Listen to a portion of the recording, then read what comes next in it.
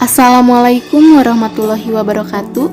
Halo, perkenalkan nama saya Gia Manda Gusti Pandina dari Program Studi Pendidikan Geografi kelas A. NIM saya 26460. Saya berkuliah di Universitas Pendidikan Indonesia. Di sini saya akan menjelaskan berbagai macam alat-alat cuaca dan iklim. Namun, sebelum saya menjelaskannya, mari kita simak terlebih dahulu apa sih cuaca dan iklim itu. Yang pertama ada cuaca. Cuaca adalah keadaan udara pada saat tertentu dan di wilayah tertentu yang relatif sempit pada jangka waktu yang singkat. Yang kedua ada iklim. Iklim adalah pola cuaca rata-rata yang terjadi untuk waktu yang relatif lebih lama, sekitar 30 tahun dan mencakup wilayah yang luas. Setelah kita menyimak apa itu cuaca dan iklim, yuk mari kita simak berbagai macam alat-alatnya. Yang pertama ada termometer dinding, yang fungsinya itu untuk mengukur suhu udara yang memiliki kemampuan ukuran antara 18 derajat Celcius sampai dengan 50 derajat Celcius. Cara penggunaannya, alat ini harus menetralkan petunjuknya terlebih dahulu. Yang kedua ada termometer maksimum minimum, yang fungsinya itu untuk mengukur suhu udara terendah dan tertinggi pada suatu tempat dengan satuan derajat. Alat ini bekerja secara otomatis menyesuaikan besar kecilnya temperatur udara. Di sini juga ada termometer bola basah, bola kering. Fungsinya itu untuk mengukur kelembaban nisbi udara di suatu tempat dan waktu tertentu yang dinyatakan dalam persen. Cara penggunaan termometer ini dengan mengcopy paste mengukur selisih temperatur udara di komponen bola basah dengan komponen bola kering, kemudian dicocokkan pada tabel selisih angka sehingga diketahui kelembaban relatif udara di suatu tempat dalam persen. Yang keempat juga ada barometer.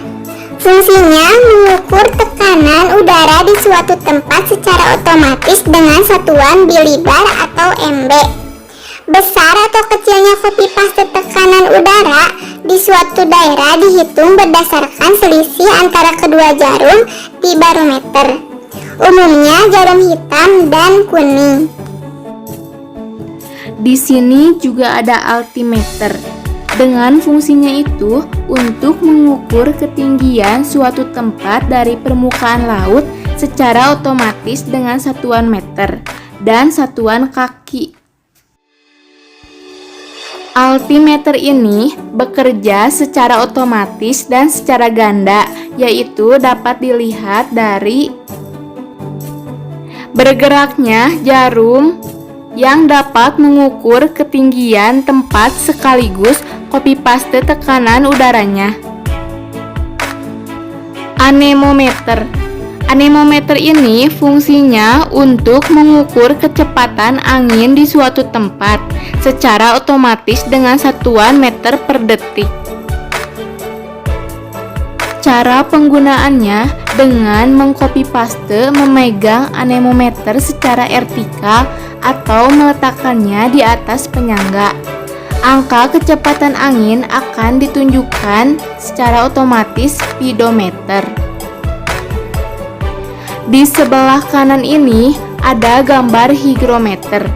Fungsinya untuk mengukur kelembaban nisbi di suatu tempat secara otomatis atau dapat mencatat sendiri dalam satuan persen.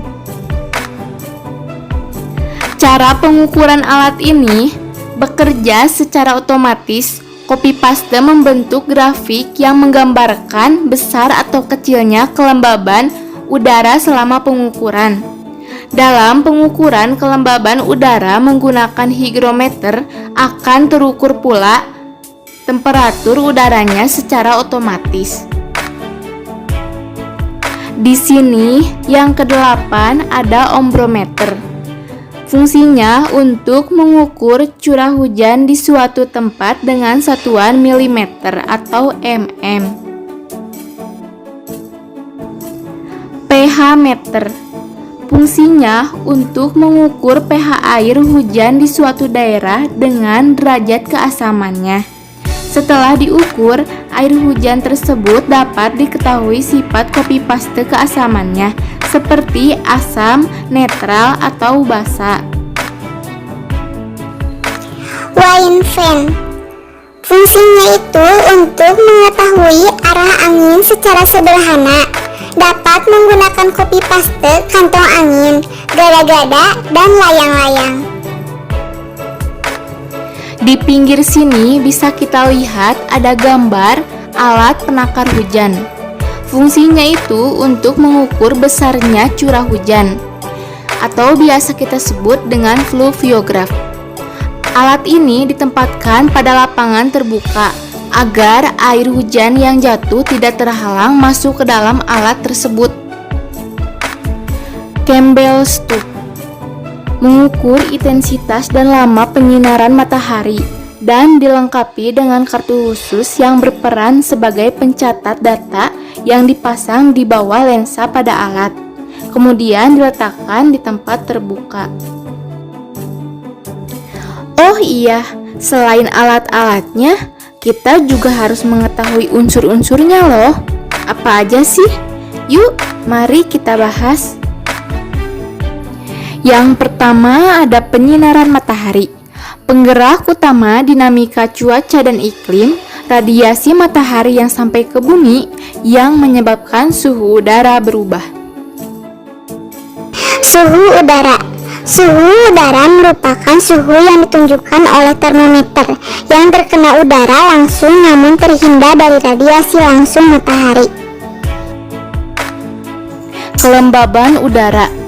Uap air sangatlah penting dalam cuaca dan iklim karena sumber utama dari proses kondensasi atau pengembunan. Penguapan dan tekanan udara. Arah dan kecepatan angin. Angin didefinisikan sebagai gerak udara relatif terhadap permukaan bumi pada arah mendatar. Sekian penjelasan yang dapat saya sampaikan. Mohon maaf jika ada salah kata dan penyampaian yang kurang berkenan. Assalamualaikum warahmatullahi wabarakatuh.